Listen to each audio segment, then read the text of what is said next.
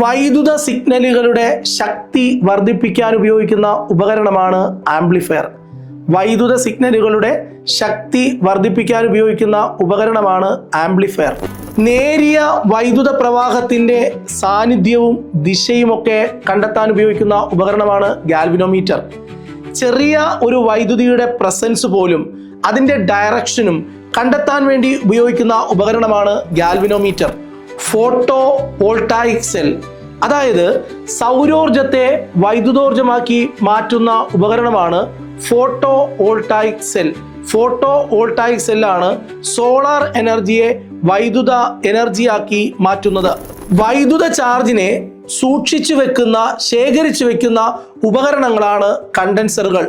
വൈദ്യുത ചാർജിനെ ശേഖരിക്കുന്ന ഉപകരണങ്ങളാണ് കണ്ടൻസറുകൾ. ചെറിയ അളവിൽ വൈദ്യുത ചാർജ് ശേഖരിക്കാൻ കഴിയുന്ന ഉപകരണങ്ങളാണ് കപ്പാസിറ്ററുകൾ. ചെറിയ അളവിൽ വൈദ്യുതി ശേഖരിക്കാൻ കഴിയുന്ന ഉപകരണങ്ങളാണ് കപ്പാസിറ്ററുകൾ. ഒരു കപ്പാസിറ്ററിൽ ശേഖരിക്കാൻ കഴിയുന്ന വൈദ്യുതിയുടെ അളവാണ് കപ്പാസിറ്റൻസ്.